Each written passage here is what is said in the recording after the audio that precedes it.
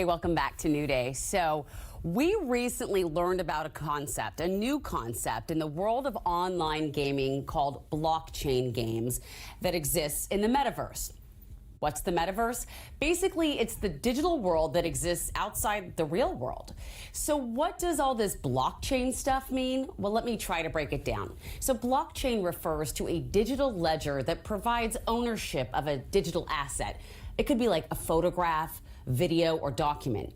Now, these types of assets are also called NFTs, or non-fungible tokens. In gaming, it relates to items earned or purchased.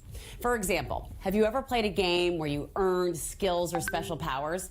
Like Mario gets a mushroom. Well, imagine if you could buy that mushroom and it was yours always to use whenever you like, or even resell it. As Jamie Thompson from Vulcan Forged explains, blockchain gaming is really taking off. So it's like a fully realized digital world. It's just everything is happening in this digital world.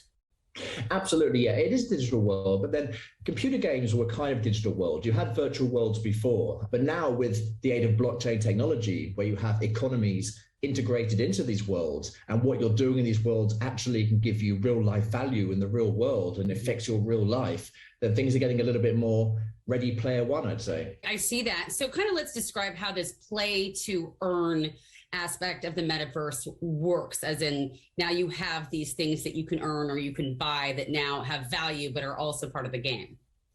Absolutely. Well, play to earn is, I think, an economic model within the concept of a metaverse. I think the whole thing revolves around two things, really. The first is the NFT, which I think we've heard so much in the mainstream media. And I think people are probably bored with understanding it, trying to understand it and work out what it is. But basically, an NFT is something you can own. No one can take it away from you. So back in the days where you play computer games and you've got a sword or you've got a gem or a treasure chest, the game company could just choose to take it away from you or close down the servers or close the database, whatever. But now they can't do that. So what you own in these games and virtual worlds actually belongs to you and they can't take it from you. Okay. So what that does, it gives it a value. So it's like an item you hold in your hands. And in doing so, because of its scarcity and because of its ownership, it has value and you can trade it, you can sell it, you can swap it.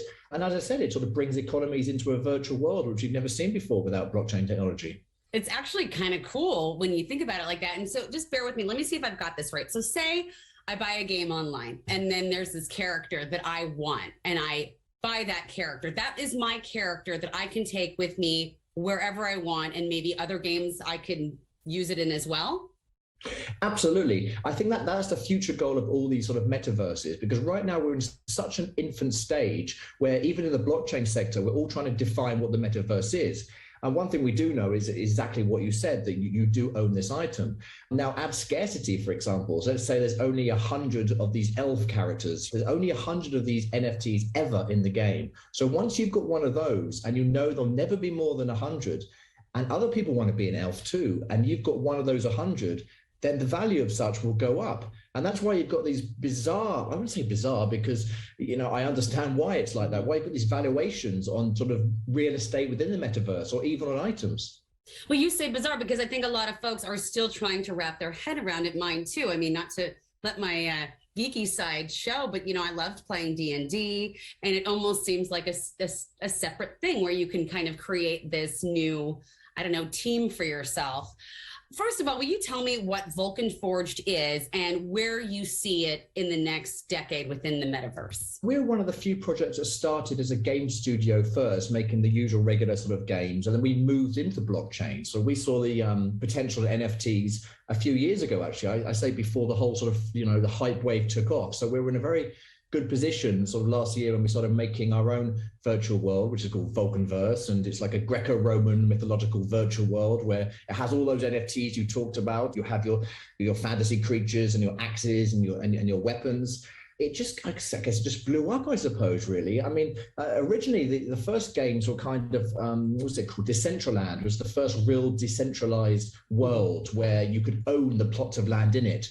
But there was no gameplay. The graphics lacked a little bit, but it just blew up because people knew that they owned this plot of land. You couldn't do much on it, but because it was mine or yours, the value of it just rocketed. So I guess we're trying to taking it to the next level of sort of integrating sort of more sort of gamified features, more interactivity, economies within it. You know, as a parent who's spent untold amount of money on a game called Toca World for my kids, where, you know, you buy these worlds, but you can't tie it to any other device. Once you leave that device behind, what you bought is gone. So it is nice to know that what you're buying is yours for investing. Where can people go for more information?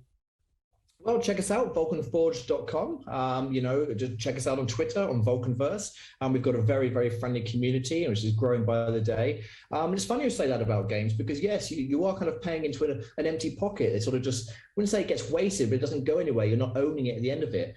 But just to show how early we are in it, people still don't mind paying to do that. So this whole play to earn, I don't think it's at a mature stage yet when it's going to combat or fight the major game publishers, because people like to play a good game. They don't mind paying for it.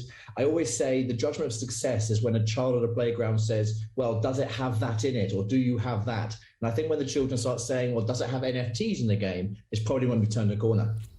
Fascinating stuff, right? So to learn more about Vulcan Forged and the world of blockchain gaming, just go to the website on your screen. And coming up next, we're talking about how to get a higher level in your career through education. The folks at WGU Washington stopped by to explain how easy it is to go back to school. This portion of New Day Northwest is sponsored by theluxelist.com.